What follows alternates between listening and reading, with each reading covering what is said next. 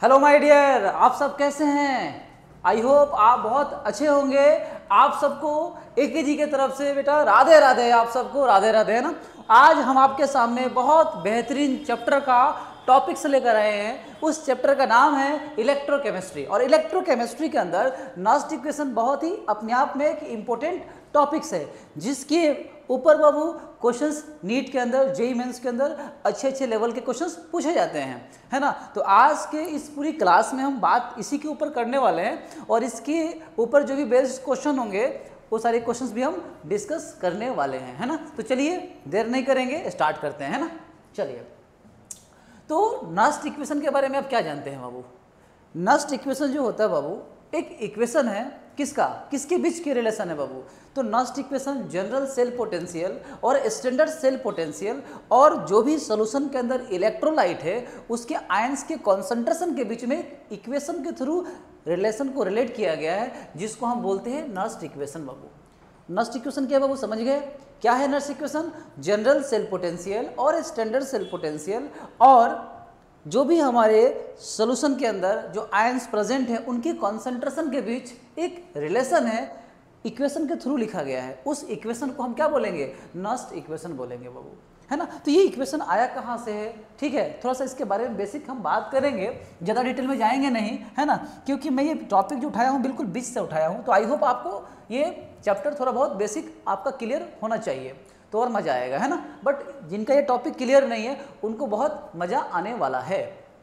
तो ध्यान दीजिए, आप जानते होंगे डेल्टा जी जो होता है ये क्या है? General Gibbs free energy change है बाबू, है ना। तो डेल्टा जी इक्वल्स टू क्या होता है? माइनस एन एफ ई होता है बाबू।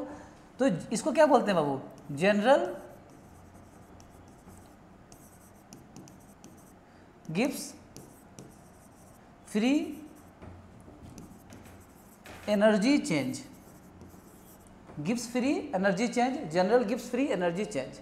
ये जनरल क्यों कहा गया है? जब भी हमारे सेल के द्वारा जो भी इलेक्ट्रिकल वर्क डन हो रहा होगा वो किसी भी टेम्परेचर पे हो जाएगा, उसके अंदर जो सेल के अंदर जो कंसंट्रेशन प्रेजेंट होंगे उनका वैल्यू जो होगा 1 मोलर के अलावा कुछ भी हो सकता है, और प्रेशर 1 atm के अलावा कुछ भी हो सकता है। मतलब STP पर कैलकुलेट नहीं किया गया होगा, है ना।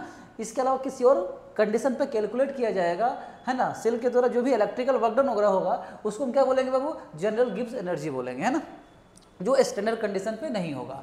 अब यहाँ पर हम बात करें तो जो भी सेल के अंदर बाबू जो भी नंबर ऑफ इलेक्ट्रॉन इन्वॉल्व है उस केमिकल रिएक्शन के अंदर, वो हमारा एन कहलाता है। एन क्या होता है? नंबर ऑफ इलेक्ट्रॉन होता है। और एफ क्या होता है बाबू? एफ क्या होता है?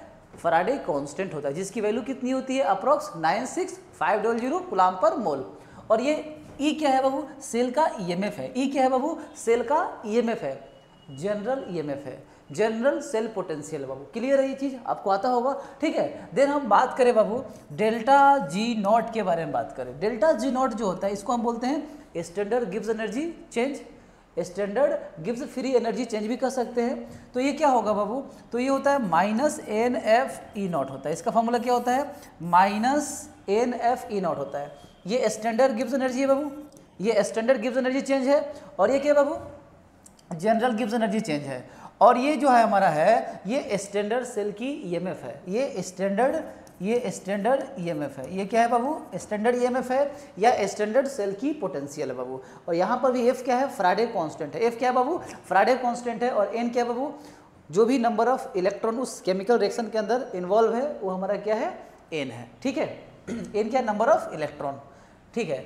तो अगर हम बात करें कि डेल्टा जी और डेल्टा जी नॉट जो है ना बाबू, ये इन दोनों का यूनिट की अगर हम बात करें तो इन दोनों का यूनिट क्या होता है? तो याद रखना बाबू, किलो जूल पर मोल, किलो जूल पर मोल होता है। इसकी यूनिट क्या होता है बाबू? किलो जूल पर मोल होता है ना, या किलो कैलोरी पर मोल होता है इसकी यूनिट डेल्टा जी की, है ना। जबकि ई और ई नॉट के यूनिट की अगर हम बात करें, इसकी यूनिट को हम किस में मेजर करते हैं बाबू? वोल्ट में मेजर करते हैं। सेल का ईएमएफ को हम मेजर किस में करते हैं? वोल्ट में मेजर करते हैं। तो इस चीज़ क्लियर है बाबू, है ना।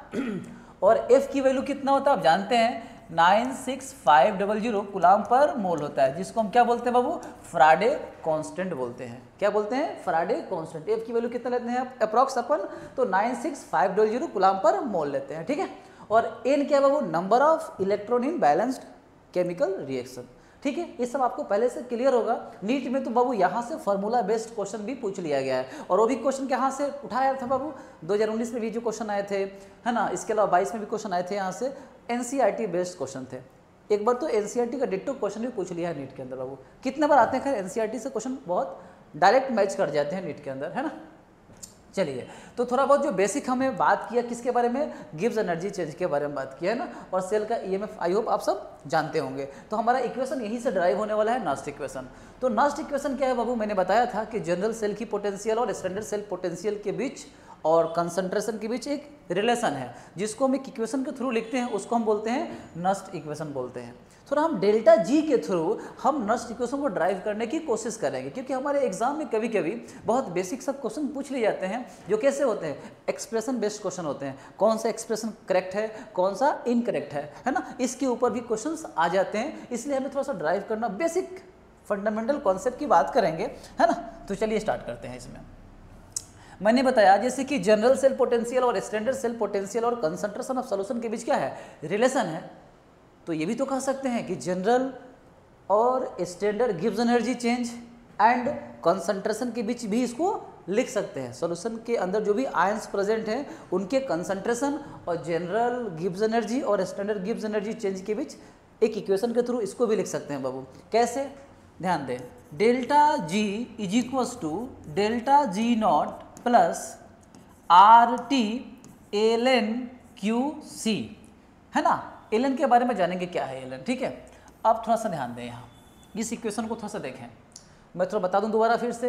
ये क्या है बाबू, जनरल गिव्स एनर्जी चेंज है, और ये क्या है, स्टैंडर्ड गिव्स एनर्जी चेंज है। सेल के द्वारा जो भी इलेक्ट्रिकल वर्क डन होता है जनरली उसको हम क्या बोलते हैं, जनरल वे में बोल देंगे हम क्या, इसको गिव्स एनर्जी चेंज बोल सकते हैं, ठीक है। जानेंगे इसके बारे में, जानेंगे, है ना। बट अभी हमारा फोकस किसके ऊपर है, पूरा नस्ट इक्वेशन के ऊपर फोकस है, ठीक है। आर क्या बाबू, गैस कांस्टेंट है, ये क्या है बाबू, आर क्या बाबू, हमारा ये गैस कांस्टेंट है, और टी जो है बाबू ये क्या है, टेम्परेचर है, जिसको हम किस में मेजर करेंगे बाबू, केल्विन में मेजर करेंगे। अगर डिग्री सेल्सियस में दिया है टेम्परेचर 273 ऐड कर देंगे उसमें, अगर डिग्री सेल्सियस में दिया है टेम्परेचर और 273 ऐड कर देंगे तो टेम्परेचर किस में जाएगा, केल्विन में आ जाएगा। तो यहाँ जो भी टेम्परेचर लेंगे वो केल्विन में लेंगे। ये क्यूसी क्या है बाबू, क्यूसी जो है ना बाबू, इसको हम रिएक्शन क्वोशेंट बोलते हैं, रिएक्शन क्वोशेंट बोलते हैं, है ना। कैसे कैलकुलेट करते हैं सब बताएंगे बारी बारी से मैं आपको, ठीक है ना। बिल्कुल परेशान होने की जरूरत नहीं है, बिल्कुल बने रहें हमारे साथ, काफ़ी चीज़ सीखने को मिलेगा, बहुत मजा आएगा अब आपको। तो डेल्टा जी इक्वल्स टू क्या होता है, delta G not plus R T L N Q C, ठीक है। तो ध्यान दें, ये जनरल गिव्स एनर्जी है, ये स्टैंडर्ड गिव्स एनर्जी है, और क्यूसी जो निकालते हैं बाबू, जो भी सेल के अंदर नेट रिएक्शन होता है ना, नेट सेल रिएक्शन जो भी दिया रहता है उसमें जो आयंस का कॉन्सेंट्रेशन दिया रहता है ना, उसका इस्तेमाल करके हम क्यूसी कैलकुलेट करते हैं। रिएक्शन क्वोशेंट जो होता है ना बाबू, रिएक्शन क्वोशेंट जो होता है ना बाबू, हम बिल्कुल सिमिलर कह सकते हैं कि इक्विलिब्रियम की तरह कैलकुलेट करते हैं। इक्विलिब्रियम कैसे, इक्विलिब्रियम कांस्टेंट कैसे कैलकुलेट करते हैं बाबू, प्रोडक्ट का कॉन्सेंट्रेशन अपन रिएक्टेंट का कॉन्सेंट्रेशन। बट इक्विलिब्रियम कांस्टेंट तब डिफाइन होता है जब हमारा फॉरवर्ड रेट, किसी भी केमिकल रिएक्शन का फॉरवर्ड रेट और बैकवर्ड रेट दोनों रेट इक्वल हो जाए, उस इंस्टेंट पर इक्विलिब्रियम कांस्टेंट कैलकुलेट होता है। जबकि रिएक्शन क्वोशेंट जो होता है बाबू ऑल टाइम डिफाइन होता है। इक्विलिब्रियम आने से पहले कभी भी आप डिफाइन कर सकते हो और इक्विलिब्रियम पर भी डिफाइन कर सकते हो। तरीका क्या होने वाला है, जैसे प्रोडक्ट का कॉन्सेंट्रेशन अपन रिएक्टेंट का कॉन्सेंट्रेशन, मैं बताऊंगा, एग्जांपल लेकर बताऊंगा, बिल्कुल आप परेशान ना हो, है ना। कैसे निकालेंगे क्यूसी हम सिखाएंगे। चलिए, तो अभी फिलहाल हमें याद क्या रखना बाबू, delta G equals to delta G not plus R T L N Q C. थोड़ा सा लॉग के बारे में बता देता हूँ माय डियर, है ना। इस थोड़ा सा लॉग के बारे में बता देता हूँ, थोड़ा सुनिए। ये जो लॉग लिखा है ना, यहाँ एल एन लिखा हूँ, एल एन हमेशा इसका बेस ई होता है। अगर एल एन क्यू सी लिखता हूँ मैं यहाँ, तो मैं यहाँ इसके बदले क्या लिख सकता हूँ, ध्यान दीजिए थोड़ा सा, इसको मैं लिख सकता हूँ, जब इसको लॉग के टर्म में खोलूँगा ना, एल एन को लॉग के टर्म में खोलूँगा तो क्या लिखूँगा बाबू, 2.303 और लॉग बेस 10 क्यू सी लिख सकता हूँ। क्लियर है। और हम चाहें तो इस नंबर को हटा करके, है ना, अगर मैं यहाँ जहाँ बेस 10 लिखा हूँ ना, ये बेस 10 लिखा हूँ ना, इस बेस को हटाकर मैं अगर यहाँ ई रिप्लेस कर दूँ तो मैं क्या लिख सकता हूँ, ध्यान दे बाबू, log e base Q C लिख सकते हैं, क्यूसी लिख सकते हैं, क्यूसी लिख सकते हैं। तो हम एल एन के बदले थोड़ा सा मैं बदलाव करूँगा कहीं कहीं एक्सप्रेशन को बनाने में, है ना, इसकी जगह पर मैं कभी ये पुट करूँगा, कभी ये पुट करूँगा, तो बिल्कुल ध्यान से देखें कि ln e बेस QC की वैल्यू कितना होता है, तो 2.303 हो, तो थोड़ा सा रट के रखें, ये लॉग की प्रॉपर्टी है फिलहाल, है ना, थोड़ा सा याद करके रखें। अगर आपको लॉग नहीं आता है तो फिलहाल के लिए याद रखें, है ना। लॉग के ऊपर भी बेस्ट हम बना देंगे वीडियो आने वाले समय में, आप परेशान बिल्कुल नहीं होना है आपको, ठीक है। चलिए, बाकी आप जानते हैं लॉग की प्रॉपर्टी, अगर मैं लिखूँ ln e बेस e की वैल्यू कितना होता है, 1 होता है, ठीक है, या log 10 बेस 10 की वैल्यू कितना होता है, 1 होता है। बाकी log 1 की वैल्यू कितना होता है, log 1 की वैल्यू कितना होता है, यहाँ log 1 की वैल्यू की बात करें तो log 1 की वैल्यू 0 होता है ना। इसके अलावा log अगर हम बात करें 2 की वैल्यू कितना होता है तो 0.3010 होता है। अब जैसे जैसे हमारा वैल्यू ये 1 2 3 4 5 6 7 जैसे जैसे बढ़ेंगे ना, हमारा जो वैल्यू आएगा ना वो पॉजिटिव आएगा, वो वैल्यू क्या आएगा, पॉजिटिव आएगा। log 1 की वैल्यू 0 होता है, अगर हम log 1 की वैल्यू 0 आ रहा है, 1 से कम वैल्यू लेंगे ना, अगर जैसे कि 1 से जितना कम लेंगे वैल्यू वो सब निगेटिव में जाएगा। किस में जाएगा, log 1 की वैल्यू 0 होता है, अगर 1 से कोई ज़्यादा नंबर है ना उसकी लॉग कैलकुलेट करोगे ना, हमेशा उसकी वैल्यू क्या आएगी, पॉजिटिव आएगी। अगर 1 से कोई कम नंबर है ना, अगर आप उसका लॉग कैलकुलेट करोगे ना तो पूरी वैल्यू किस में आएगी, निगेटिव में आएगा। किस में आएगा, निगेटिव में आएगा। ये मैं क्यों बता रहा हूँ, क्योंकि मैं आगे चल के इसके अप्लीकेशन पे काम करने वाला है, इसके ऊपर थोड़ा सा कॉन्सेप्ट को बिल्कुल जूस निचोड़ लेंगे, इसका बहुत आनंद आने वाला है माय डियर, है ना। तो आप हमारे साथ बने रहें बिल्कुल, है ना। आगे हम बढ़ते हैं, थोड़ा सा और बेसिक बातें करेंगे हम आपके साथ। तो थोड़ा सा लॉग के बारे में बेसिक चर्चा कर लिए, थोड़ा सा भी इस इक्वेशन को वक्त आ चुका है खोलने का। खोलकर देखते हैं कि कैसे मजा आता है इसको देखने में, है। चलिए खोलते हैं, आइए। अरे कहाँ भाग गए बसंती, चलो, अरे फिर भाग गया, अरे अच्छा इसमें आएंगे ना हम, सेकंड स्लाइड, ठीक ठीक ठीक, ओके। चलिए अब ध्यान दे बाबू, delta G is equals to delta G not plus RT ln QC, है ना। बेस ln का हमेशा E होता है, क्या होता है मेरे डियर, E होता है बेस, ठीक है। चलिए अब डेल्टा जी के बदले मैंने क्या बताया था, डेल्टा जी क्या बताया था मैंने, -NFE, डेल्टा जी -NFE। डेल्टा जी की यूनिट क्या होता है, डेल्टा जी की यूनिट क्या होता है, किलोजूल पर मोल, किलो कैलोरी पर mole. Delta G equals to -NFE, N क्या होता है, number of electron in balanced reaction, F क्या होता है, फैराडे कांस्टेंट, E क्या होता है, सेल का EMF, सेल की पोटेंशियल, जिसको मेजर किस में करते हैं, वोल्ट में मेजर करते हैं। किस में मेजर करते हैं, वोल्ट में मेजर करते हैं, ठीक है। ये जो होता है इंटेंसिव प्रॉपर्टी होता है। इंटेंसिव का मतलब क्या होता है, जैसे पेन है, पेन को मैं तोड़ दिया तो इसकी वैल्यू चेंज ना हो, और तोड़ दिया तो भी इसकी वैल्यू चेंज ना हो, कांस्टेंट हो। ऐसी प्रॉपर्टी जिसकी वैल्यू आप मतलब चेंज कर, मतलब ऐसी प्रॉपर्टी बोल सकते हैं, ऐसी प्रॉपर्टी जो अमाउंट पर डिपेंड नहीं करती है, अमाउंट कम करते जाओ, ठीक है, बट उसकी वैल्यू चेंज ना हो, उसको हम बोलते हैं इंटेंसिव प्रॉपर्टी। जिसकी वैल्यू अगर कम करने पर इसके अमाउंट कम करते हैं तो उसकी प्रॉपर्टी चेंज हो जाती है, ऐसा बोल सकते हैं, है ना। कि इंटेंसिव ऐसी प्रॉपर्टी होती है जिसकी वैल्यू अमाउंट पर डिपेंड नहीं करता है। इंटेंसिव प्रॉपर्टी अमाउंट पर डिपेंड नहीं करता है, जबकि एक्सटेंसिव प्रॉपर्टी अमाउंट पर डिपेंड करता है। अगर वैल्यू, अगर मैं इसको कम करूंगा तो एक्सटेंसिव प्रॉपर्टी हमारा क्या होगा, वेरी करेगा, ऐसा बोल सकते हैं, है ना। समझने के लिए देसी भाषा बात कर रहे हैं, है ना। चलिए, केमिस्ट्री की भाषा थोड़ा सा कम, बट देसी तरीके से पढ़ने की कोशिश किया जाएगा आप, ठीक है। तो डेल्टा जी इक्वल्स टू क्या लिख सकते हैं बाबू, मतलब एक बात और बोल देता हूँ, फिर से याद दिलाता हूँ, डेल्टा जी और डेल्टा जी नॉट क्या है बाबू, एक्सटेंसिव प्रॉपर्टी है। ई और ई नॉट सेल क्या है, ई और सेल का जनरल ईएमएफ और स्टैंडर्ड ईएमएफ कैसा है, इंटेंसिव प्रॉपर्टी है। ऐसी प्रॉपर्टी जो बाबू जो अमाउंट पर डिपेंड नहीं करता है उसको इंटेंसिव प्रॉपर्टी बोलते हैं। मतलब इंटेंसिव प्रॉपर्टी में अगर आप किसी भी नंबर से मल्टीप्लाई डिवाइड कुछ भी करो उसकी वैल्यू फिक्स होती है, कांस्टेंट रहता है। जबकि डेल्टा जी और डेल्टा जी नॉट में अगर आप किसी नंबर से मल्टीप्लाई डिवाइड करेंगे ना तो उसकी वैल्यू क्या हो जाएगी, वेरी कर जाएगी, उसकी वैल्यू क्या हो जाएगी, वेरी कर जाएगी, ठीक है।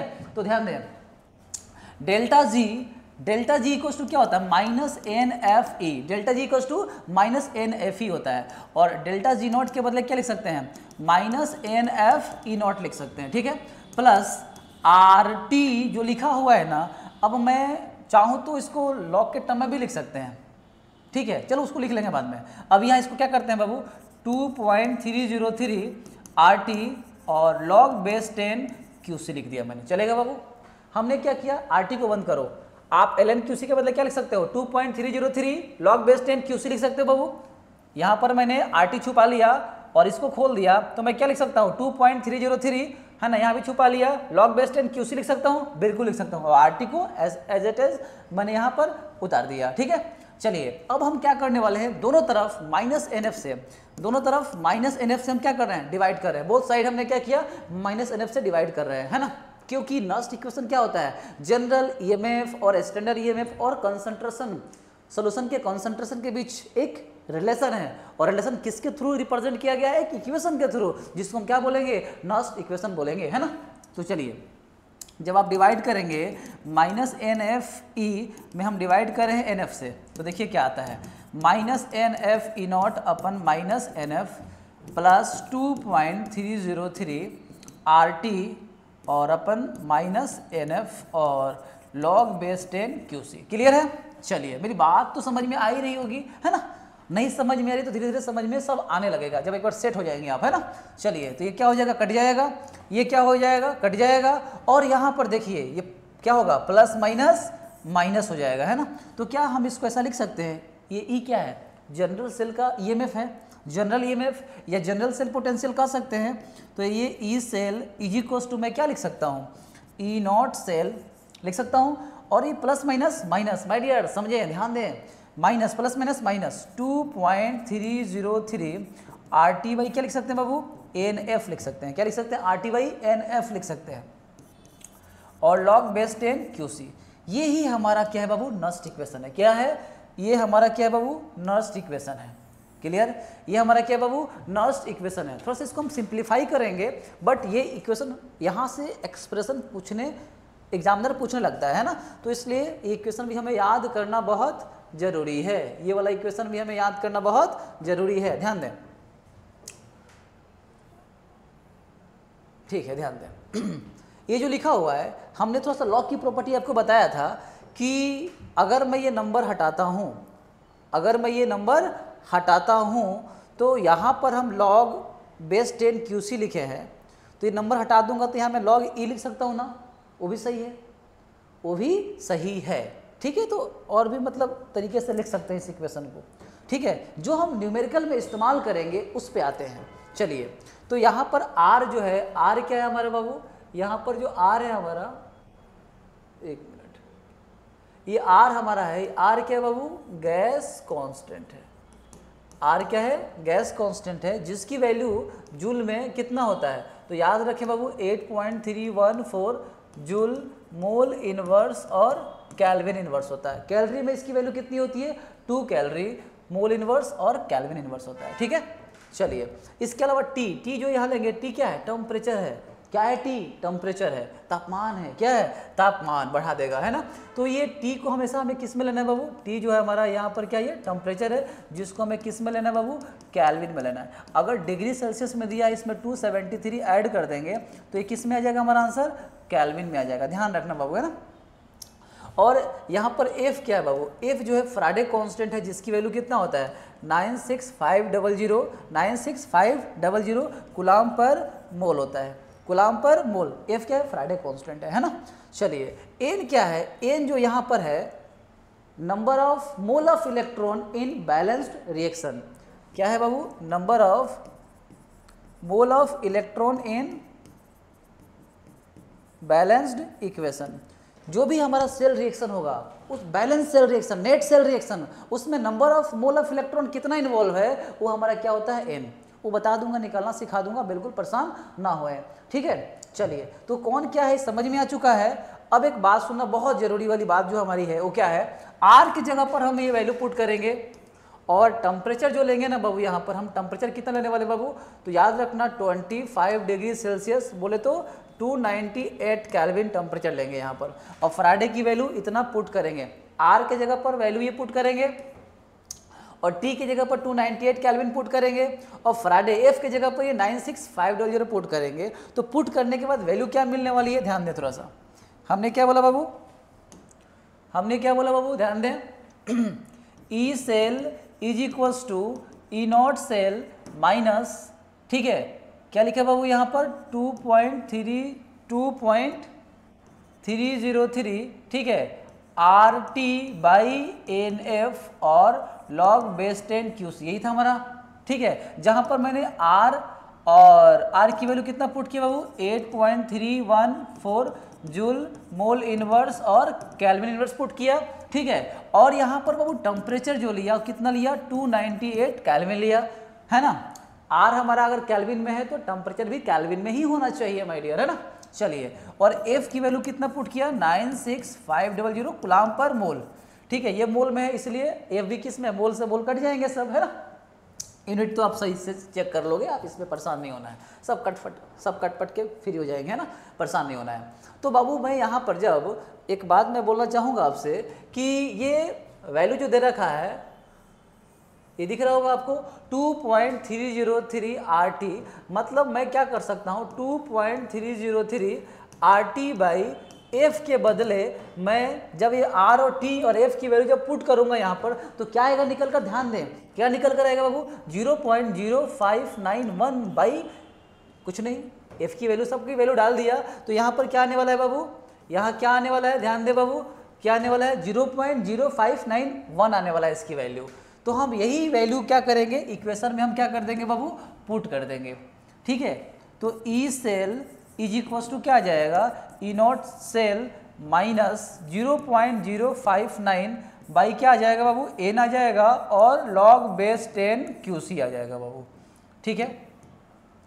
ये बाबू क्या है हमारा, यही नर्स्ट इक्वेशन है। जितने भी न्यूमेरिकल सॉल्व करेंगे नर्स्ट इक्वेशन बेस्ड वाले जो क्वेश्चन होंगे ना, सब इसी से करेंगे सॉल्व बाबू। ये काफ़ी इंपॉर्टेंट इक्वेशन है, ये इंपॉर्टेंट इक्वेशन, ये हमें याद होना चाहिए। आपसे क्या करेगा एग्जामिनर, आपको जनरल सेल पोटेंशियल पूछ लेगा, मान लेते हैं आपसे क्या पूछ रहा है क्वेश्चन में, तो जनरल सेल पोटेंशियल या जनरल ईएमएफ पूछ रहा है और आपको कुछ ना कुछ दिया रहेगा हिंट्स, जिससे आप स्टैंडर्ड ईएमएफ कैलकुलेट करेंगे या वो दिया रहेगा, और सॉल्यूशन के अंदर कॉन्सेंट्रेशन गिवन होगा, ठीक है। ये निकलने तो आपको आता ही होगा, ये कैसे निकलते हैं, अगर मान के चलो डायरेक्ट इसकी वैल्यू दिया है तो अच्छी बात है, अगर नहीं दिया है तो कैसे कैलकुलेट करते हैं, ध्यान दें बाबू थोड़ा सा, इसका मैं फॉर्मूला लिख देता हूँ, है ना। E not cell is equals to क्या होता है बाबू, ध्यान दें, अगर दो हाफ सेल दिया है, दोनों पर रिडक्शन हो रहा है, दो हाफ सेल दिया है, जैसे मान के चलो पहला वाला हाफ सेल पर भी रिडक्शन हो रहा है, दूसरे वाले पर भी रिडक्शन हो रहा है, तो उस केसेस में क्या करते हैं, जिसकी मैक्सिमम रिडक्शन पोटेंशियल होता है उसका हम कैथोड बनाते हैं और उसमें से माइनस कर लेते हैं मिनिमम रिडक्शन वाली वैल्यू।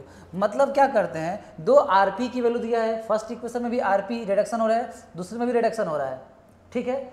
तो उस केसेस में क्या करते हैं, जो मैक्सिमम आरपी की जो वैल्यू होता है ना, मैक्सिमम आरपी की जो वैल्यू होता है ना, उसमें से माइनस कर लेते हैं मिनिमम आरपी की वैल्यू। मिनिमम आरपी की वैल्यू हम यहाँ से क्या कर लेते हैं बाबू, मिनिमम आरपी की वैल्यू माइनस कर लेते हैं, क्योंकि दो रिएक्शन, दो हाफ सेल दिया है, पहले वाले पे भी रिडक्शन हो रहा है, दूसरे पे भी रिडक्शन हो रहा है, तो कॉन्सेप्ट ये कहता है, ठीक है, कि जो मैक्सिमम आरपी की वैल्यू है वो रिड्यूस होना चाहेगा और जिसकी मिनिमम आरपी की वैल्यू है वो ऑक्सीडाइज होना चाहेगा।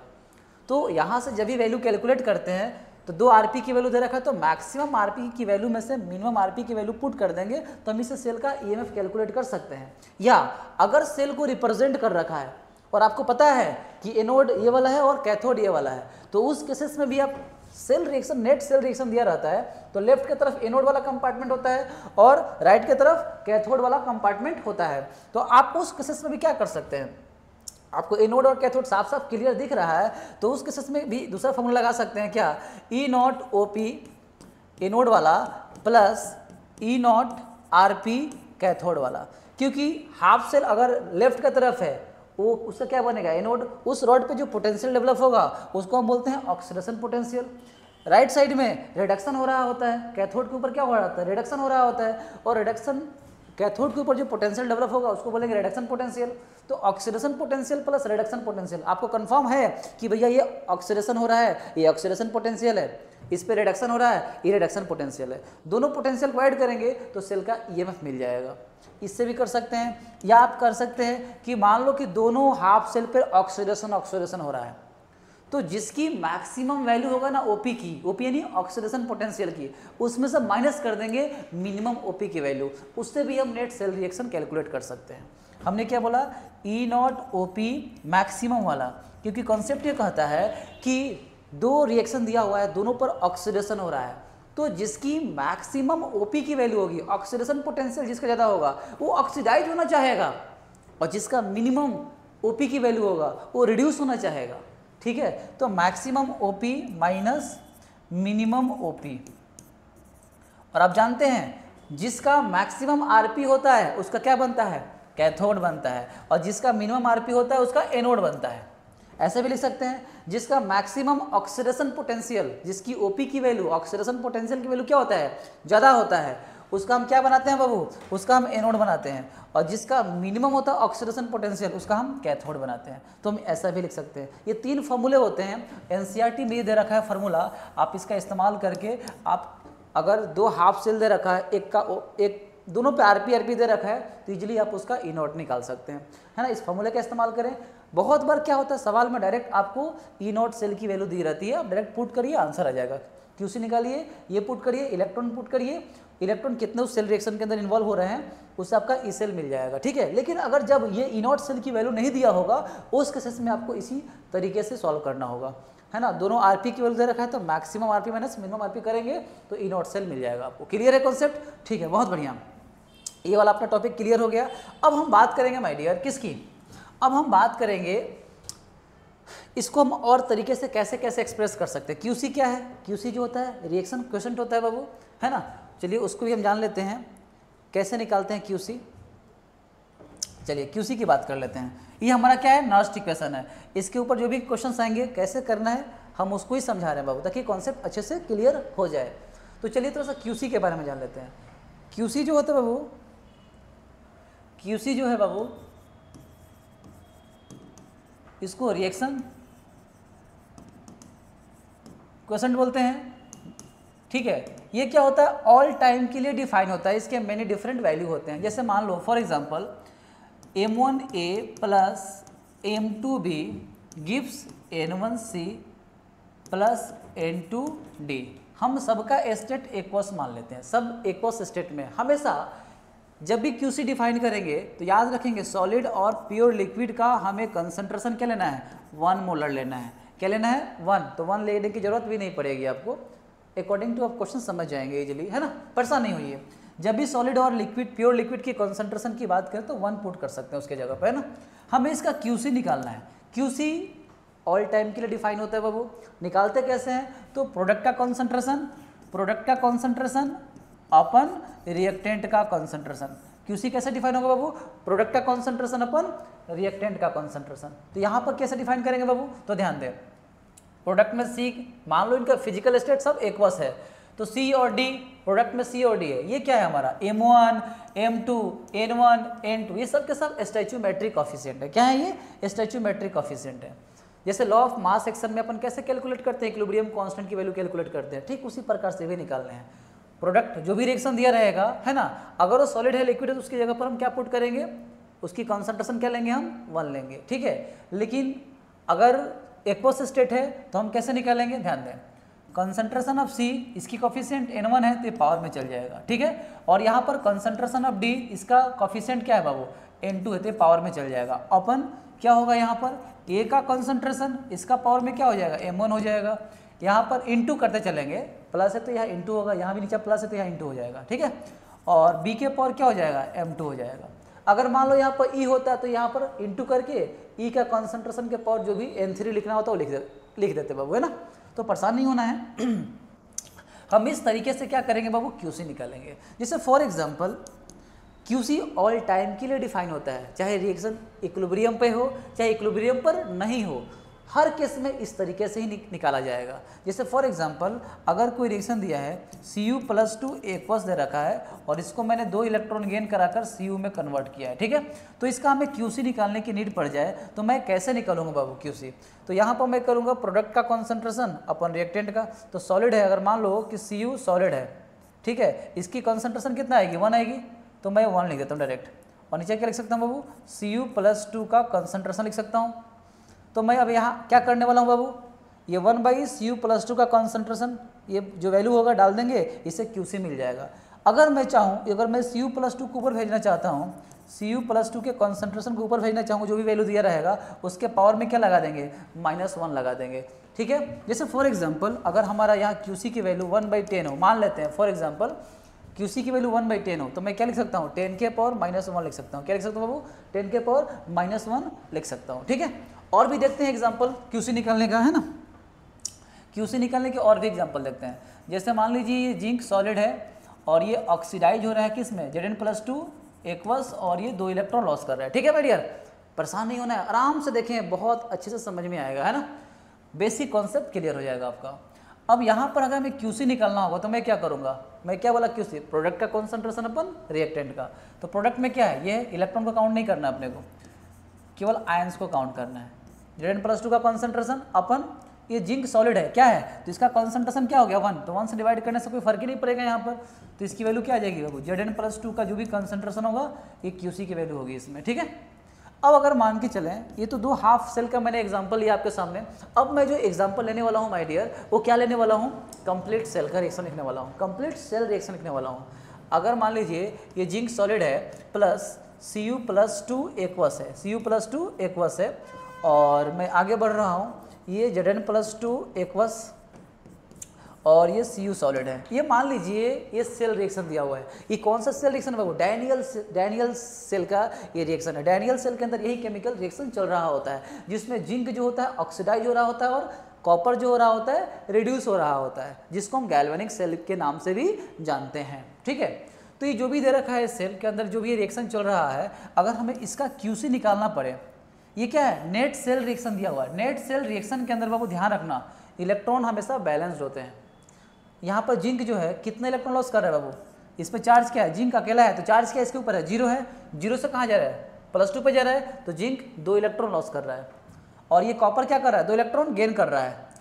तो इस रिएक्शन के अंदर बाबू जो भी नंबर ऑफ इलेक्ट्रॉन जो इन्वॉल्व है बाबू, कितने इलेक्ट्रॉन है बाबू, 2 इलेक्ट्रॉन। n की वैल्यू यहाँ जो पुट करेंगे, यहाँ n की वैल्यू कितना आएगी, 2 आएगी। इस रिएक्शन के अंदर, इस बैलेंस केमिकल रिएक्शन के अंदर number of mole of electron कितने इन्वॉल्व है बाबू, 2। कितने इन्वॉल्व है, 2 इलेक्ट्रॉन इन्वॉल्व है। ठीक है, खैर अभी बात कर रहे थे हम QC की, तो QC कैसे निकालेंगे बाबू, प्रोडक्ट का कॉन्सेंट्रेशन अपन रिएक्टेंट का।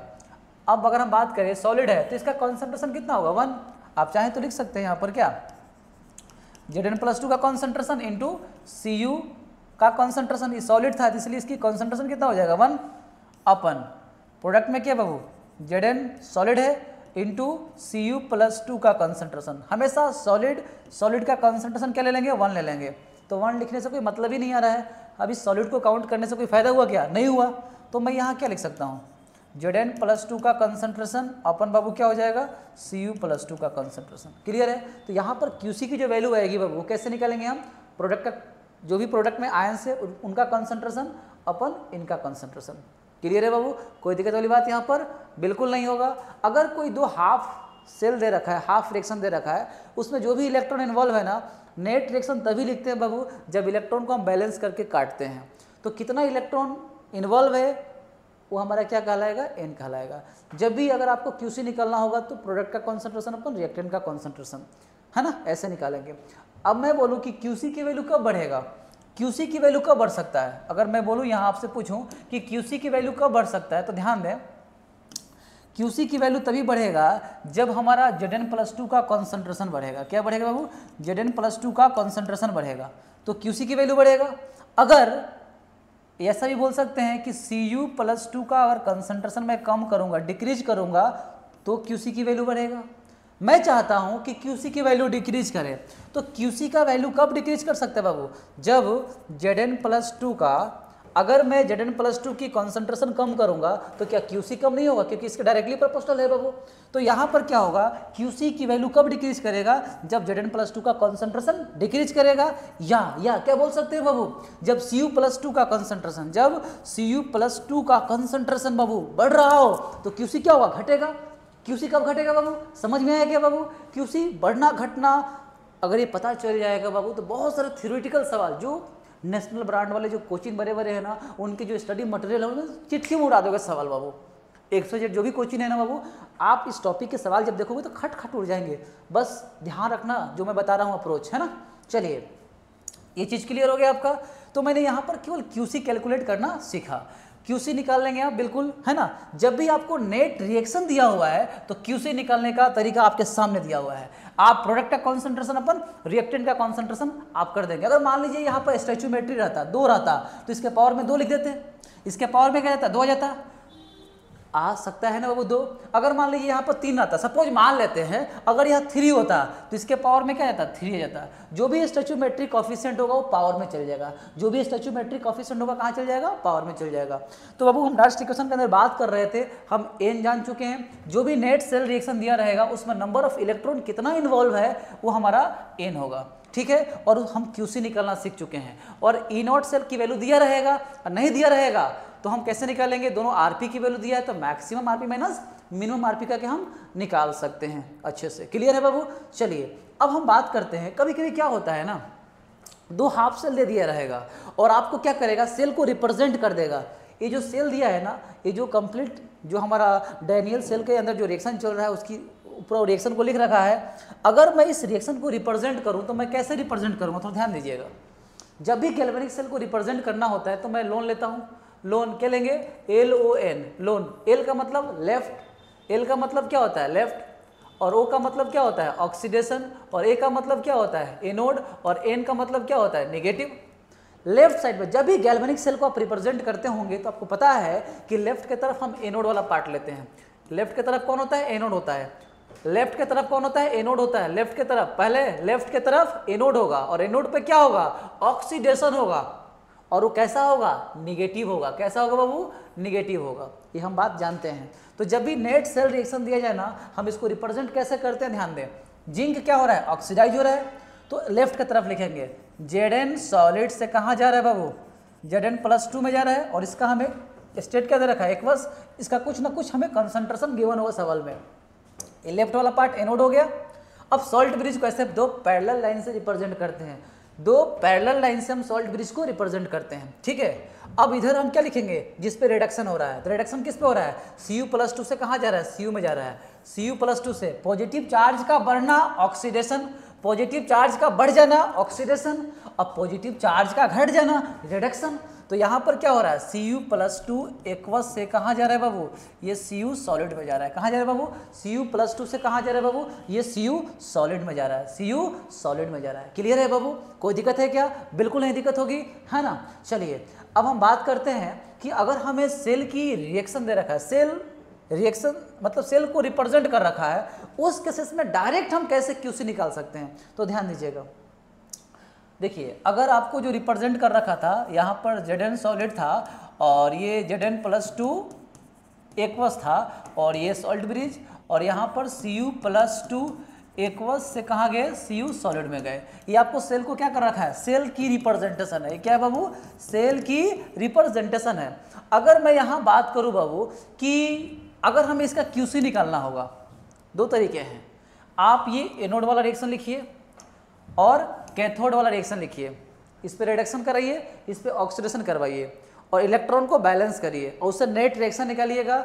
जब नेट रिएक्शन निकालिएगा माय डियर ना, तो आपको ये वाला रिएक्शन मिलेगा और यहाँ से आप इलेक्ट्रॉन काउंट कर लेंगे और यहाँ से आप QC ऐसे निकाल लेंगे। लेकिन इतना टाइम कहाँ है अपने पास, इतना टाइम कहाँ है। तो ध्यान दीजिएगा, जब भी हमें सेल को रिप्रेजेंट किया हो, अगर हमारा सेल रिप्रेजेंटेशन के फॉर्म में है, सेल रिप्रेजेंट किया हुआ है और QC निकालना है, QC तो निकालना ही पड़ेगा, ठीक है, क्योंकि ई सेल चाहिए अपने को। तो जब भी QC निकालेंगे तो याद रखना महामंत्र है बाबू, क्या है कि एनोड वाले आयन का कंसंट्रेशन अपन कैथोड वाले आयन का कंसंट्रेशन, ठीक है। एनोड वाला जो भी आयंस होगा, हाँ ध्यान देना बाबू, चार्ज अगर मान के चलते इसमें +1 है और इसमें +2 है तो इसमें हम 2 से मल्टीप्लाई कर देंगे। क्या कर देंगे, 2 से मल्टीप्लाई कर देंगे। जो भी यहाँ पर दिया रहेगा, सवाल कराऊंगा इसके, मजा आएगा। अभी तो यहाँ दोनों आयंस क्या है, बैलेंस है, यहाँ +2 चार्ज है, यहाँ ही +2 चार्ज है, कोई दिक्कत नहीं है। तो आप क्या करना, जो भी रहेगा, अगर सेल को रिप्रेजेंट किया है बाबू, तो एनोड वाले आयन का कंसंट्रेशन अपन कैथोड वाले आयन का कंसंट्रेशन, ये शायद किसी बुक में मिले या ना मिले, मैंने बनाया कॉन्सेप्ट, जरूर ध्यान दें बाबू, है ना। हमने अपने एक्सपीरियंस के अंदर इस चीज को ऑब्जर्व किया है बाबू। एनोड वाले आयन का कंसंट्रेशन अपन कैथोड वाले आयन का कंसंट्रेशन, अगर कुछ भी स्टोइचियोमेट्री होगी वो यहाँ पावर में चल जाएगा, यहाँ कुछ भी स्टोइचियोमेट्री होगी यहाँ पावर में चल जाएगा। मेरी बात समझ में आ रही है क्या। जैसे फॉर एग्जाम्पल अगर मान लेते यहाँ पे कोई आयन है Ag, एनोड की तरफ Ag मिल रहा है, मान लेते हैं ऐसा, एनोड की तरफ क्या मिल रहा है बाबू, Ag मिल रहा है, और कैथोड की तरफ अगर मैं बात करूं तो यहाँ पर मैं ले लेता हूँ कुछ भी XYZ ले लेता हूँ। यहाँ पर मैं क्या ले लूँ, Cu+2 ले लेता हूँ, सपोज मान लेते हैं ऐसा, ठीक है। तो यहाँ पर क्या देखने को मिलेगा, ये दोनों आयंस क्या है, डिफरेंट है। तो यहाँ पर हमें चार्ज को बैलेंस करने के लिए क्या करना पड़ेगा, 2 से मल्टीप्लाई करना पड़ेगा।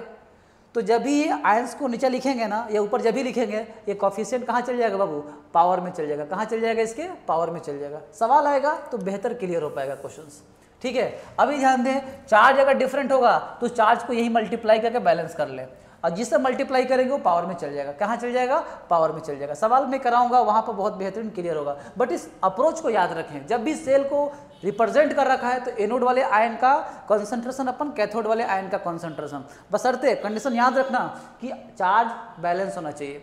अगर इस पर चार्ज +1 है, इस पर चार्ज +2 है, तो इसमें 2 से मल्टीप्लाई, ठीक है। अगर Au+3 है मान लेते हैं, इस पर चार्ज +3 है और यहाँ Ag है, Ag पर चार्ज +1 है, तो यहाँ 3 से मल्टीप्लाई करेंगे, ठीक है। जो भी कॉफिशिएंट होगा पावर में चल जाएगा। क्लियर है। मतलब जब भी सेल को रिप्रेजेंट कर रखा है तो एनोड वाले आयन का कॉन्सेंट्रेशन अपन कैथोड वाले आयन का कॉन्सेंट्रेशन, और नहीं चाहते ऐसा निकालने तो आप इसको लिखो, एनोड पर लिखो ऐड, एनोड पर कौन सा रिएक्शन हो रहा है बाबू, यहाँ पर Zn से हम कहाँ जा रहे हैं, Zn+2 जा रहे हैं और 2 इलेक्ट्रॉन लॉस हो रहा है। ऐड कैथोड पे क्या हो रहा है बाबू, ऐड कैथोड पे क्या हो रहा है, ध्यान दे बाबू, कैथोड पे क्या हो रहा है, Cu+2 2 इलेक्ट्रॉन गेन करके हम Cu सॉलिड में कन्वर्ट हो रहे हैं। आयन हमेशा एक्वस स्टेट में होगा, आयन हमेशा एक्वस स्टेट में होगा, नहीं गैसियस स्टेट में कभी भी नहीं होगा। आयंस आयंस को सॉलिड और गैस और प्योर लिक्विड के स्टेट में नहीं लिखते हैं। जब भी आयंस को लिखेंगे वो किस स्टेट में लिखेंगे, एक्वस स्टेट में लिखेंगे, ठीक है। एनोड वाला रिएक्शन लिख दिया, कैथोड वाला रिएक्शन लिख दिया। आप इसका नेट रिएक्शन लिखेंगे, नेट रिएक्शन लिखेंगे तो इलेक्ट्रॉन देखेंगे बैलेंस है कि नहीं। हाँ, 2 इलेक्ट्रॉन इधर भी है, 2 इलेक्ट्रॉन यहाँ भी है। इलेक्ट्रॉन बैलेंस है तो काट दीजिए, इलेक्ट्रॉन बैलेंस है तो काट दीजिए, काट दिए, लेफ्ट वाले को ऐड कर दीजिए, राइट वाले को ऐड कर दीजिए, नेट सेल रिएक्शन मिल जाएगा आपको। लेफ्ट में क्या है, जिंक सॉलिड और Cu+2 एक्वस है, और प्रोडक्ट की तरफ क्या है बाबू, Zn+2 एक्वस और Cu सॉलिड। देखिए, अगर आपको सेल को रिप्रेजेंट कर रखा है तो एनोड वाला रिएक्शन लिखिए और कैथोड वाला रिएक्शन लिखिए। इलेक्ट्रॉन देखिए कि बैलेंस है कि नहीं है, बैलेंस नहीं तो पूरे इक्वेशन मल्टीप्लाई करिए, इलेक्ट्रॉन को बैलेंस करके काट दीजिए और नेट सेल रिएक्शन लिख दीजिए। यहाँ से QC निकालना तो आसानी है ना। प्रोडक्ट का कॉन्सेंट्रेशन अपन क्या हो जाएगा, रिएक्टेंट का कॉन्सेंट्रेशन, इससे QC निकल के जाएगा आपको, जो पहले निकाले थे, पहले सिखाया था ना इसके पीछे, ये सिखाया था मैंने आपको, ऐसे निकाल लीजिए। यह सबसे बेहतर लॉजिक है, इससे भी निकाल सकते हैं। तो मतलब QC किसी भी तरीके से निकाल सकते हैं, इस तरीके से चाहे इस तरीके से। QC क्या है बाबू, रिएक्शन क्वोशेंट है बाबू, जिसकी वैल्यू ऑल टाइम डिफाइन होता है। इसके डिफरेंट वैल्यू हो सकते हैं, जबकि इक्विलिब्रियम कांस्टेंट, याद रखिएगा आगे बताऊंगा मैं, इक्विलिब्रियम पर क्या होता है बाबू, QC बराबर किसके होता है, इक्विलिब्रियम कांस्टेंट के होता है। QC की वैल्यू इक्विलिब्रियम मतलब इक्विलिब्रियम पर QC जो होता है इक्विलिब्रियम कांस्टेंट के इक्वल होता है। यह आगे का टॉपिक है जहां पर हम नस्ट इक्वेशन के थ्रू इक्विलिब्रियम कांस्टेंट की वैल्यू कैलकुलेट करेंगे। अभी हमारा वो मुद्दा नहीं है, ठीक है। चलिए, तो अभी नस्ट को हम समझ रहे थे बाबू, तो इसमें काफ़ी लंबी चली गई कहानी अपनी, है ना। तो सवाल आने वाला है क्या, सवाल के पास पहुँच गए, ठीक है। तो इसको अलग पेज लेना पड़ेगा, ठीक है। ये सब कुछ समझ में आ चुका था, मैं इसको उड़ा देता हूँ। आइए इधर, यहाँ पर हम लिखे थे E सेल = E0 सेल, ठीक है, -2.303 RT/NF और log base 10 QC, ठीक है। यही हमारा नस्ट इक्वेशन था। इसकी वैल्यू पुट किया था तो कितना आया था, 0.059 कितना n आया था, ठीक है। अब मैं इसको कैसे कैसे एक्सप्रेशन से एक्सप्रेस कर सकते हैं, ये भी हमारा नस्ट इक्वेशन है बाबू। और E सेल मतलब यहाँ लिख सकते हैं ना क्या, कि E सेल = E0 सेल, ठीक है। मैं चाह रहा हूँ कि वैल्यू ना लिखूँ, तो मैं क्या करूँगा, -RT/NF, ठीक है। और क्या लिख सकता हूँ बाबू, मैं चाहूँ तो मैं लिख सकता हूँ यहाँ ln QC भी लिख सकता हूँ, ये भी सही है। या मैं लिख सकता हूँ E0 सेल, क्योंकि लॉग की प्रॉपर्टी बताया था मैंने, ln QC = वो क्या बताया था मैंने, 2.303 log base 10 QC बताया था, या log E base QC बताया था, ठीक है। तो मैं इसके बदले तो मैं ये लिख ही सकता हूँ, ये लिख दूँ चाहे ये लिख दूँ, बात तो बराबर है ना। इसके बदले मैं ये भी लिख सकता हूँ, इसके बदले मैं ये भी लिख सकता हूँ, ठीक है। तो अगर ऐसा भी लिखा हुआ है तो ये भी नस्ट इक्वेशन ही है, ये भी क्या है, नस्ट इक्वेशन ही है बाबू, ठीक है। या मैं यहाँ लिख दूँ RT/NF और यहाँ पर log ई बेस QC कर दो, बेस यहाँ क्या कर दो, ई कर दो, यहाँ भी बेस क्या है, ई है। हम इन तीनों तरीके से लिख सकते हैं, तीनों एक्सप्रेशन क्या है हमारा, बिल्कुल करेक्ट है, गलत नहीं है। और मैंने बताया था कि R की वैल्यू 8.314 पुट कर दीजिए, टेम्परेचर 298 केल्विन पुट कर दीजिए, और F की वैल्यू कितना पुट करेंगे, 96500 पुट करेंगे। तो आया था, कितना आया था वैल्यू, तो ई नॉट सेल माइनस कितना आया था बाबू, 0.0591, 1 छोड़ दीजिए, 0.059 तक ले लीजिए, कोई दिक्कत नहीं है। और यहाँ पर क्या आ जाएगा बाबू, n, और ये क्या हो जाएगा, log बेस 10 QC, जिसका सबसे ज़्यादा हम न्यूमेरिकल सॉल्व करने में इसी इक्वेशन का इस्तेमाल करते हैं, हम इसी इक्वेशन का इस्तेमाल करते हैं, मतलब इसी इक्वेशन को लिखने के सारे तरीके हैं। तो ये सारी बातें बिल्कुल सही है, ये सारी इक्वेशन सही है, यही हमारा नस्ट इक्वेशन है बाबू, यही हमारा क्या है, नस्ट इक्वेशन है बाबू। ध्यान रखें, करेक्ट एक्सप्रेशन पूछ ले तो इसका बिल्कुल ध्यान दें। कैसे कैलकुलेट करेंगे, तो सवाल में ई नॉट सेल दिया रहेगा, ठीक है, सवाल में ई नॉट सेल दिया रहेगा, उस नेट सेल रिएक्शन के अंदर नंबर ऑफ इलेक्ट्रॉन कितने इन्वॉल्व होंगे, QC क्या होता है बता ही दिया, QC कैसे कैलकुलेट करते हैं ये भी सिखा दिया मैंने आपको। इससे आप इजीली क्या निकाल सकते हैं, ई सेल निकाल सकते हैं। थोड़ा सा अब अपना अप्रोच ग्राफ की तरफ चलते हैं, थ्योरेटिकल सवाल और क्या क्या पूछा जा सकता है यहाँ से, ठीक है। तो चलिए आगे बढ़ते हैं, आगे बढ़ते हैं माय डियर, आगे बढ़ें तो पेज कम पड़ गया अपना, ठीक है, आगे बढ़ते हैं, कोई दिक्कत नहीं है, पूरा देते हैं पेज, ठीक है। चलिए अब मैंने यहाँ लिखा E cell is equals to, क्या लिखा मैंने, तो E not cell minus 0.059 by क्या, n, और log बेस 10 QC, ठीक है। अब मैं थोड़ा सा ग्राफिकल अप्रोच के साथ बात करूंगा मैं, है ना, बहुत इंपॉर्टेंट लेक्चर है माय डियर, ध्यान से देखें इसको, है ना, ठीक है। अब देखिए मैं इसको चाहता हूं कि हमारा y एक्सिस पर E आ जाए, E cell versus log base 10 QC के बीच आप मुझे ग्राफ प्लॉट करिए और बताइए कि स्लोप क्या आएगा और इंटरसेप्ट क्या आएगा, है ना। ऐसे क्वेश्चंस एम्स में पूछे गए हैं, इसलिए मैं यहाँ जिक्र कर रहा हूँ, और एनसीईआरटी एग्जाम्पलर को ध्यान में रख के मैं ये टॉपिक भी बता रहा हूँ बाबू, है ना। तो एनसीईआरटी एग्जाम्पलर में भी से सवाल पूछे गए हैं आपसे, ठीक। तो चलिए मैं क्या करूँगा, मैं चाहता हूँ वाई एक्सिस पर हमारा ये आए, वाई एक्सिस पर ये आ जाए और एक्स एक्सिस पर ये आ जाए। इसके लिए मुझे क्या करना पड़ेगा बाबू, स्ट्रेट लाइन इक्वेशन का इस्तेमाल करना पड़ेगा बाबू, स्ट्रेट लाइन इक्वेशन का हम इस्तेमाल करने जा रहे हैं, ठीक है।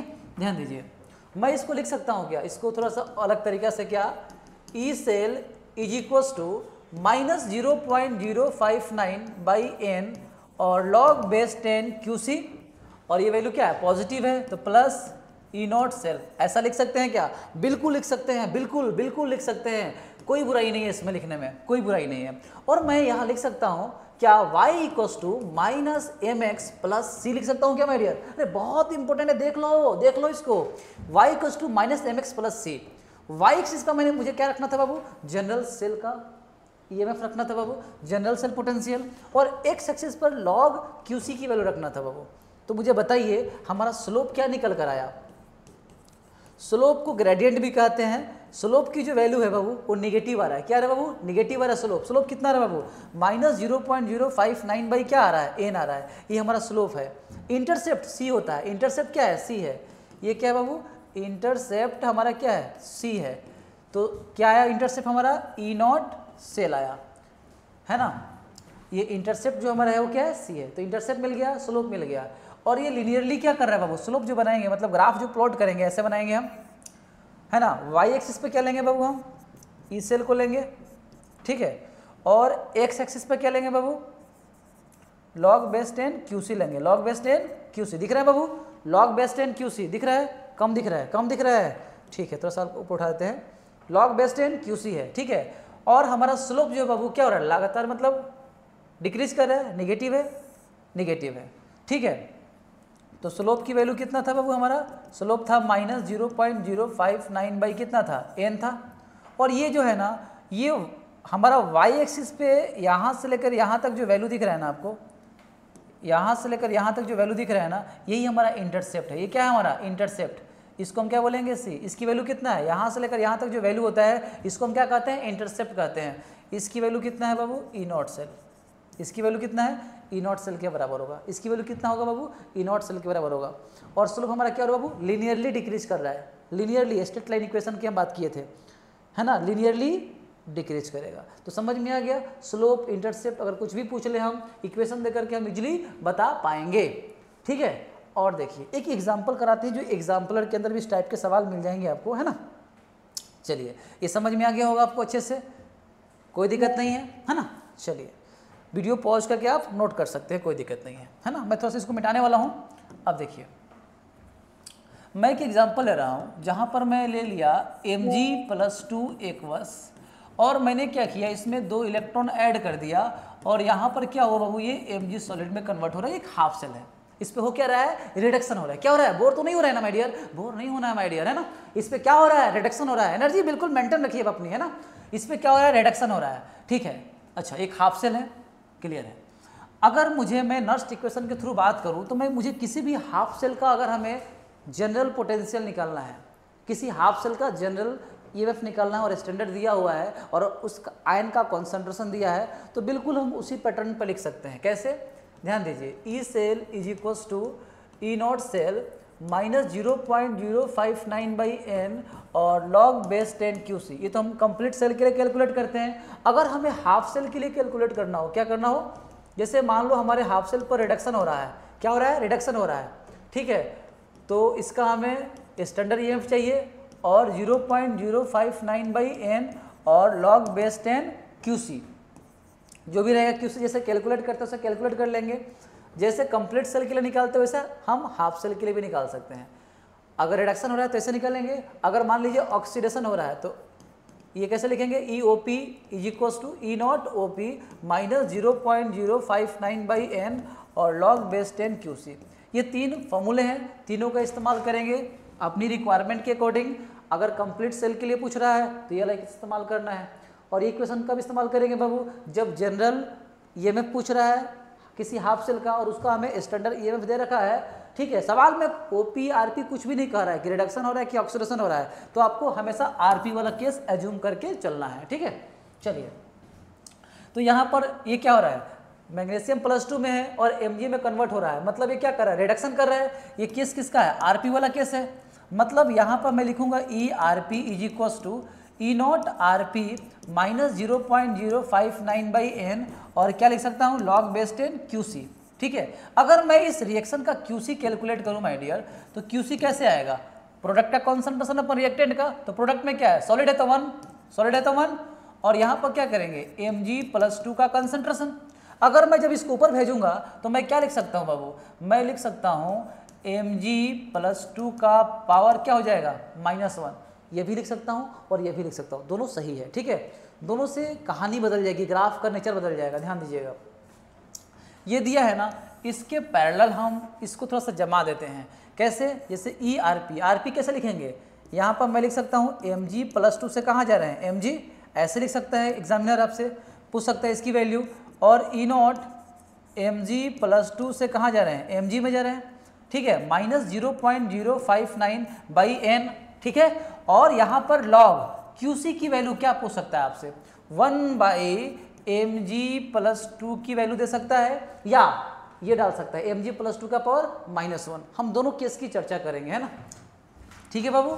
अब ध्यान दीजिए, आपसे मैं ग्राफ की बात करूंगा इस इक्वेशन के ऊपर, ध्यान दें, मैं ग्राफ की बात करूंगा। यहाँ पर मैं चाहूंगा कि ये हमारा क्या है, y एक्सिस है, ठीक है, और मैं x एक्सिस पर इसकी वैल्यू लेने वाले हैं, ठीक है। तो ध्यान दीजिए, मैं आपसे ग्राफ पूछ रहा हूँ, Mg+2 से हम कहाँ जा रहे हैं, Mg में जा रहे हैं, दिस वर्सेस क्या, लॉग क्या ले सकते हैं, बेस 10 और Mg+2 पॉजिटिव। हमने यहाँ क्या लिख रखा है, 1/Mg+2 लिख रखे हैं, लेकिन हमें जो ग्राफ प्लॉट करना है इनके बीच प्लॉट करना है। किन के बीच प्लॉट करना है, Mg हमारा क्या है, पॉजिटिव है, यहाँ पर 1/Mg है, हमें Mg के बीच प्लॉट करना है। तो मैं कैसे प्लॉट करूँगा, मैं कैसे प्लॉट करूँगा माय डियर, बहुत ही आसान है, ठीक है। कैसे प्लॉट करूँगा, ध्यान दीजिए, मुझे इसके बीच ग्राफ प्लॉट करना है, तो मैं कैसे प्लॉट करूँगा, मैं इसको y एक्सिस पे रखूँगा और इसको मैं x एक्सिस पे रखूँगा। ध्यान दीजिए, ये जो सॉल्व किए हैं ना, इसी में थोड़ा सा ट्विस्ट करना है, कहानी बदलनी है थोड़ा सा।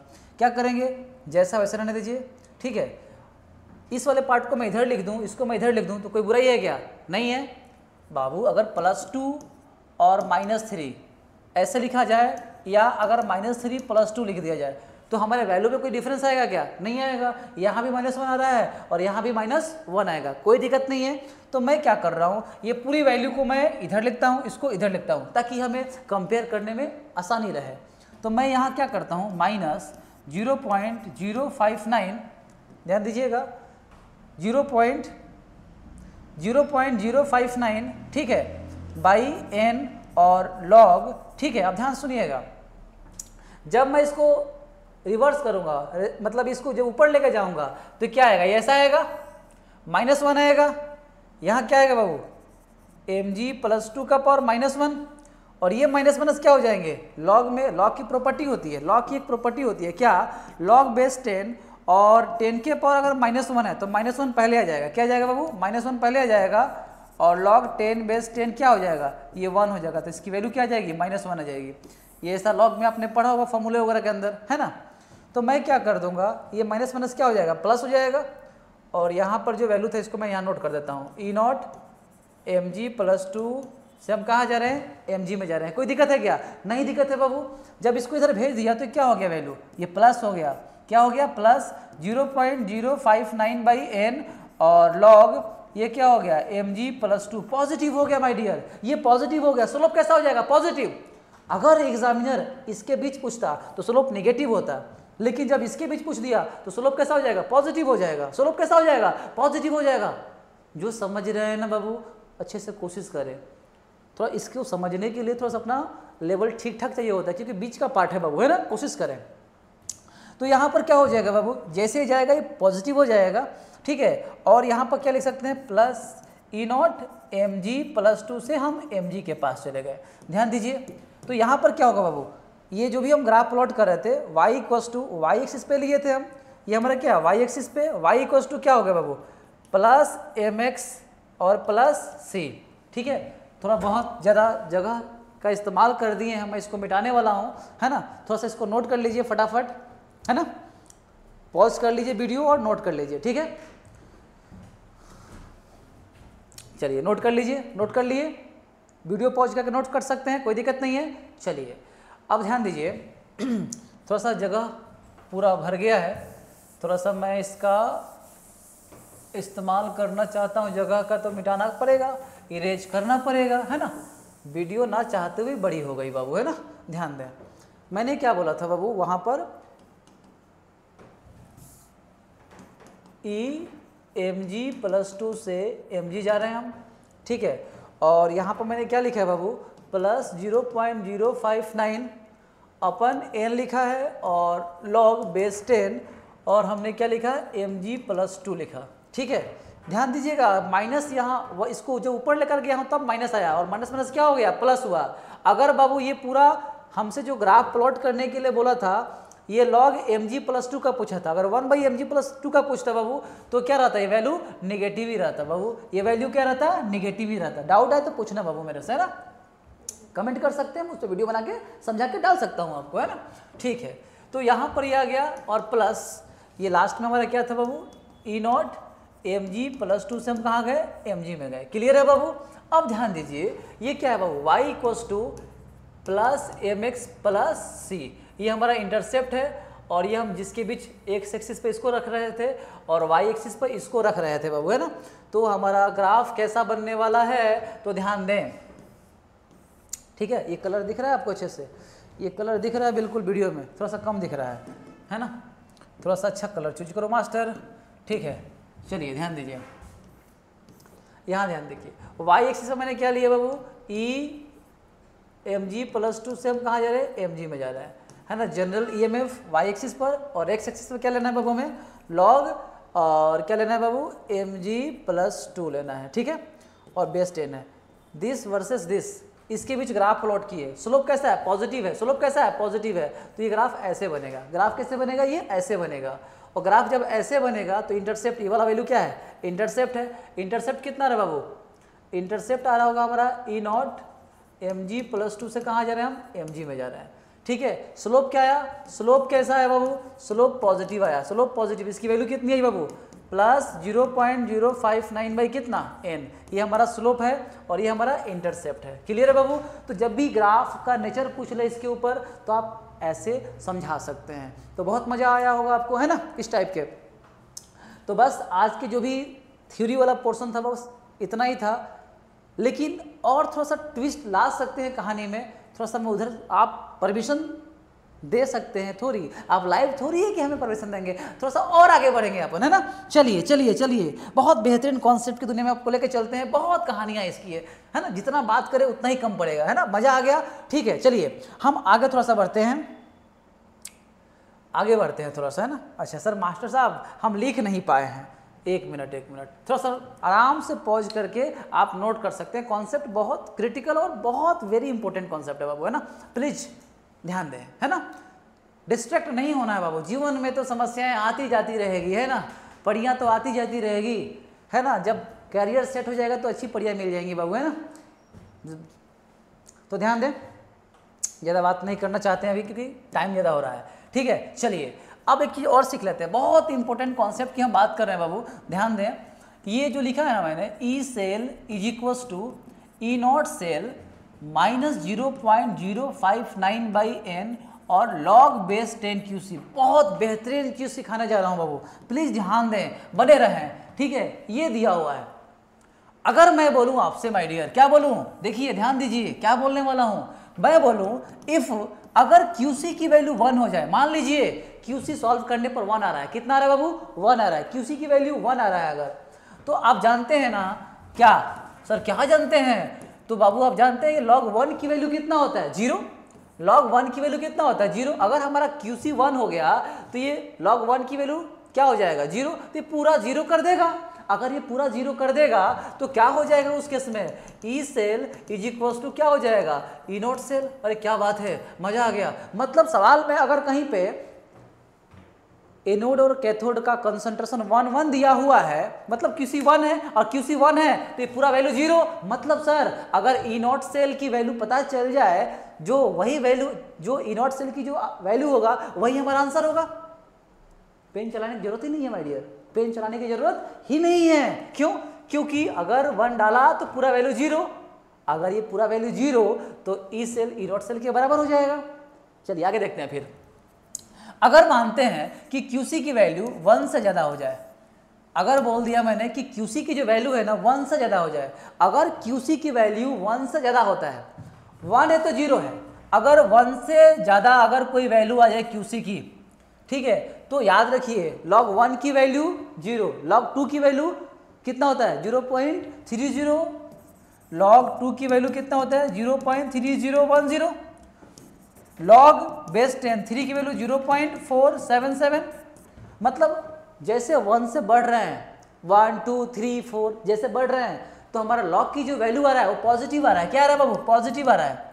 लेकिन 1 से जैसे नीचे आएंगे, 1 से कम आएंगे, अगर हमारा QC की वैल्यू, अगर हमारा QC की वैल्यू लेस देन 1 है तो याद रखें अगर QC की वैल्यू 1 से कम है तो यहाँ पर log QC की जो वैल्यू आएगा वो नेगेटिव आएगा। क्या आएगा बाबू, नेगेटिव आएगा। याद रखें इस बात को, इस कॉन्सेप्ट को याद रखें।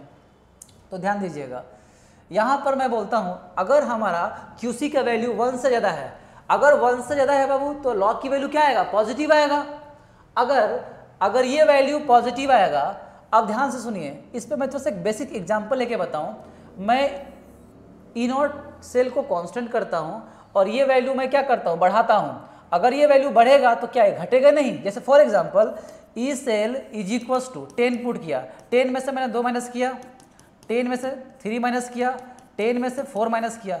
लगातार हम ये वैल्यू क्या कर रहे हैं, बढ़ा रहे हैं, QC बढ़ा रहे हैं। मान लेते हैं QC की वैल्यू लगातार बढ़ रहा है तो क्या ई सेल कम नहीं हो रहा है। इस केसेस में ई सेल 8 आया मान लीजिए, इस केसेस में इसकी वैल्यू 7 आया, इस केसेस में इसकी वैल्यू कितना आएगा, 6 आएगा।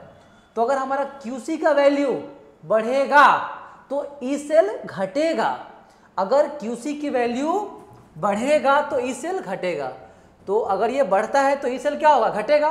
तो यहाँ पर क्या लिखूंगा मैं, ई सेल जो होगा वो क्या होगा, कम होगा, किससे, ई नॉट सेल से। ध्यान रखें बाबू, ठीक है।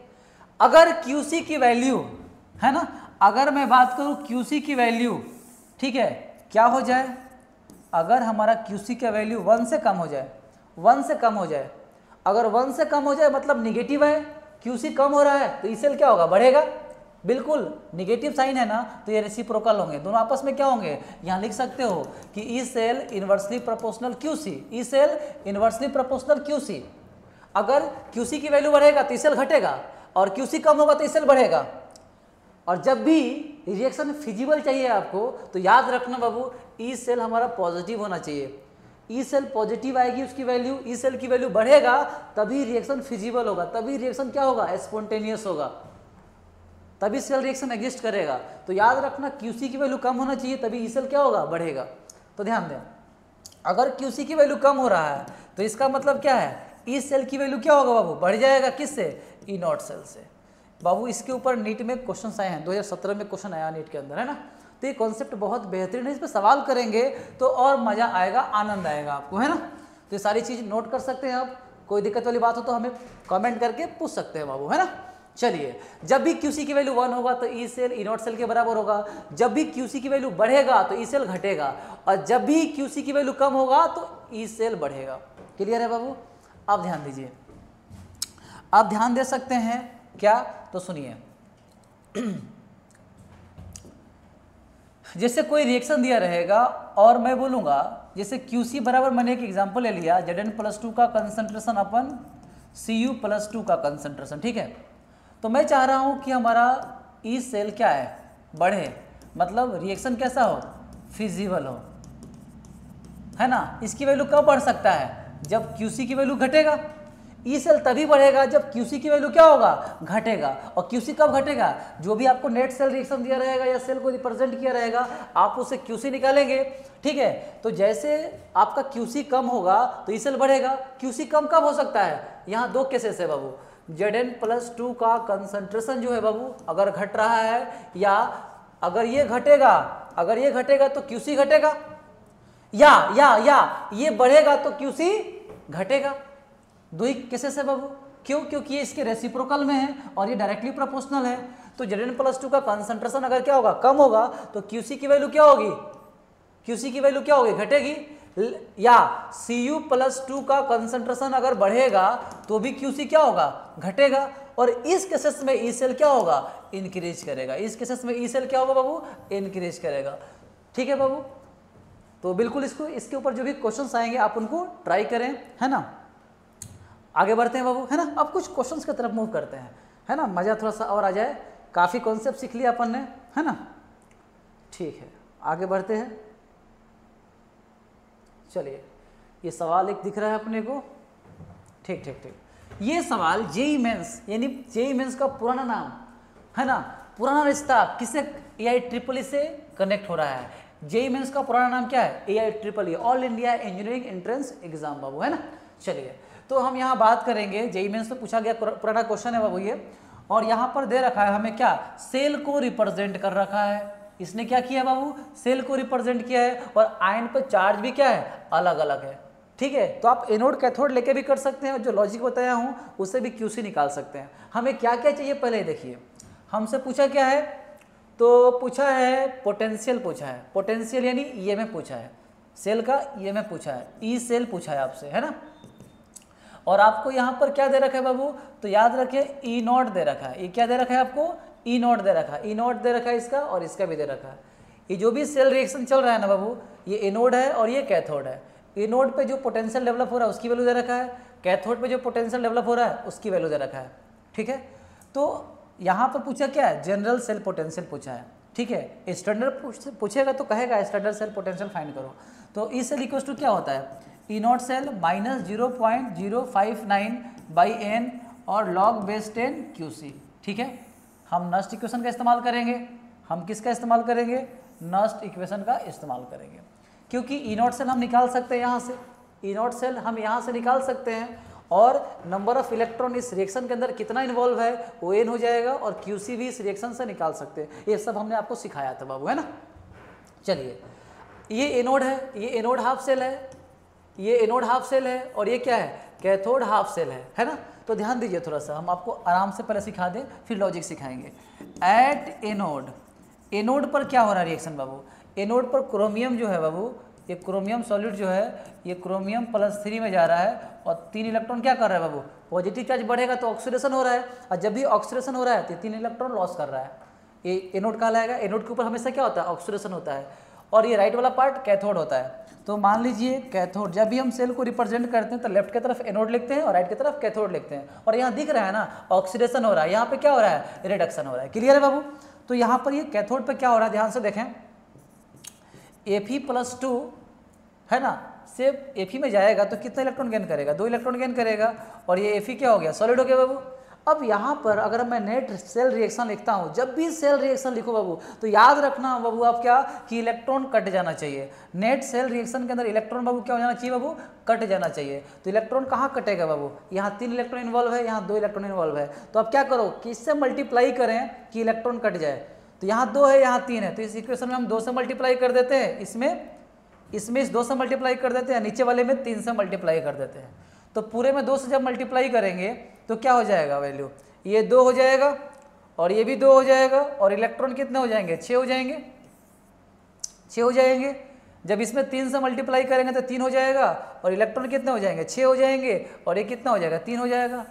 और हम क्या करेंगे, इलेक्ट्रॉन को काट देंगे और लेफ्ट वाले को ऐड कर देंगे, इधर राइट वाले को ऐड कर देंगे, हमें इससे क्या मिल जाएगा, सेल की नेट सेल रिएक्शन मिल जाएगा। तो ध्यान दें, नेट सेल रिएक्शन कैसे मिलेगा, तो ध्यान दें, 2Cr सॉलिड प्लस 3Fe+2, ठीक है, एक्वस है, हमेशा आयन किस में होते हैं, एक्वस स्टेट में होते हैं, और यहाँ पर 2Cr+3 एक्वस, और इसका हमें कंसंट्रेशन दे रखा है, खैर कोई दिक्कत नहीं है।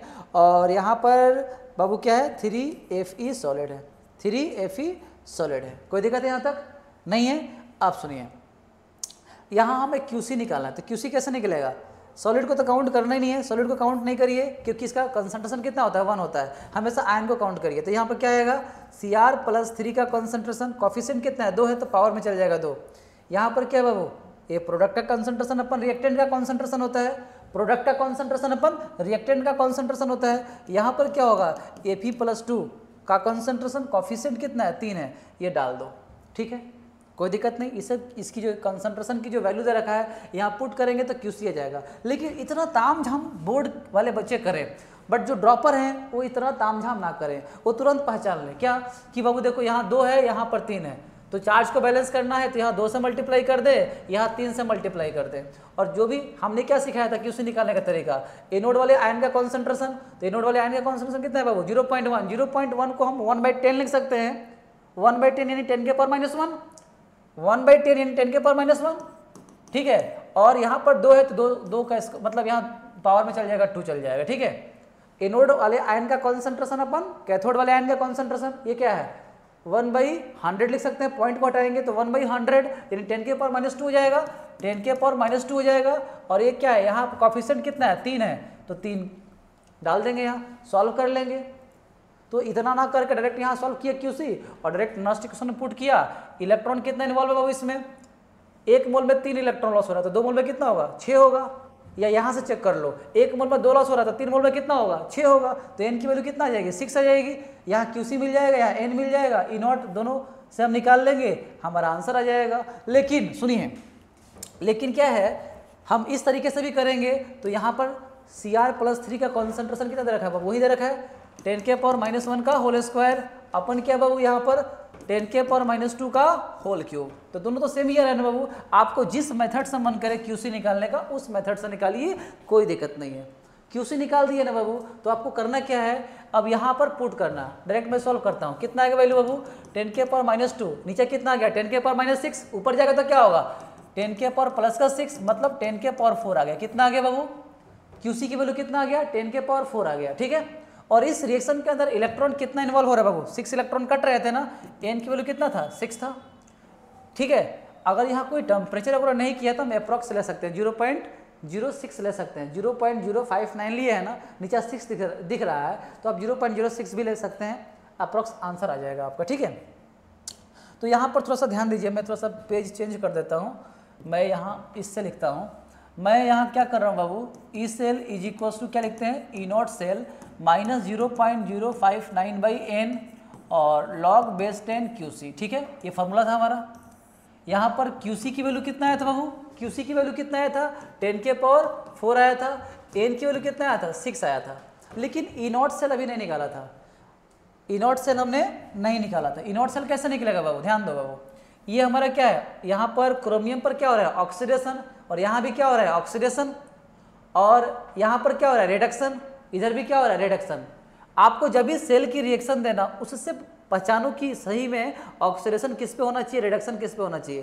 तो जब भी सेल को रिएक्शन लिखा रहता है ना बाबू, तो ये क्या है ऑक्सीडेशन वाला पार्ट है, तो सच में इसके ऊपर ऑक्सीडेशन हो भी रहा है तो इसकी वैल्यू ये है, इसके ऊपर क्या हो रहा है रिडक्शन हो रहा है तो इसकी वैल्यू ये है। दोनों को ऐड कर दो, एनोड पर जो पोटेंशियल डेवलप हुआ उसका EMF, कैथोड पर जो पोटेंशियल डेवलप हुआ उसका EMF, दोनों को ऐड कर देंगे तो नेट सेल रिएक्शन मिल जाएगा हमें। दोनों को ऐड कर देंगे तो क्या मिल जाएगा वो, नेट सेल रिएक्शन मिल जाएगा हमें। कहाँ गया वो, हाँ नेट सेल रिएक्शन मिल जाएगा। तो यहाँ पर हम E0 सेल कैसे निकालेंगे, ध्यान दें, E0 सेल कैसे निकालेंगे, E0 OP एनोड वाला प्लस E0 RP कैथोड वाला। OP वाला वैल्यू दे रखा है कितना बाबू, वहाँ पर 0.7 कितना दे रखा है बाबू अपनी वैल्यू, तो 0.72 दे रखा है, 0.72 दे रखा है, और ये दे रखा है -0.4 दे रखा है, 0.72 दे रखा है और -0.42 दे रखा है। सॉल्व करने पर वैल्यू कितना आएगा बाबू, सॉल्व करने पर ऐड करेंगे तो क्या होगा, इसकी वैल्यू माइनस था तो प्लस माइनस माइनस हो गया, यहाँ पर आएगा 0.30 आएगा, कितना आएगा बाबू 0.30 आया। तो यहाँ डाल दो इसकी वैल्यू 0.30 माइनस 0.06 मैंने अप्रॉक्स ले लिया ताकि n का वैल्यू कितना है 6 है, n की वैल्यू कितना बाबू 6 है, ठीक है। और यहाँ पर क्या हो गया log बेस 10, 10 के पावर कितना हो गया 4 हो गया। और आप जानते हो log की प्रॉपर्टी, आप जानते हो अगर मान के चलो m के पावर अगर n लिखा है तो n पहले आ जाएगा, और यहाँ पर क्या लिख सकते हो बेस 10 m, ये log की प्रॉपर्टी होता है बाबू, जो भी पावर में होता है पहले चला आता है ना। तो ध्यान दें 0.30 माइनस ये कट जाएगा कितना बार में 0.01 है ना, ये 1 आ जाएगा यहाँ, और देखो ये 4 है ना, 4 पहले आ जाएगा, 4 पहले आ जाएगा, और log 10 बेस 10 कितना हो जाएगा इसकी वैल्यू, इसकी वैल्यू 1 हो जाएगा बाबू।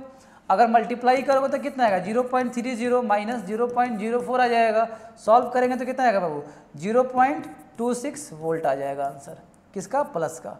तो ये रिएक्शन जो होगा फिजिबल होगा। जब भी आपका EMF की वैल्यू पॉजिटिव आता है तो सेल रिएक्शन एग्जिस्ट करता है, और रिएक्शन क्या होता है फिजिबल होता है, और रिएक्शन क्या होता है बाबू फिजिबल होता है। तो इसकी वैल्यू कितनी आएगी, इतनी आएगी। सर इतना लेंदी क्यों लग गया, मैं समझाने के लिए आपको बताया बाबू, अप्रोच तो बहुत फास्ट, इसको आप 3 लाइन में सॉल्व कर सकते हो, ये सिखाने के लिए मैंने इतना स्टेप लेकर गया।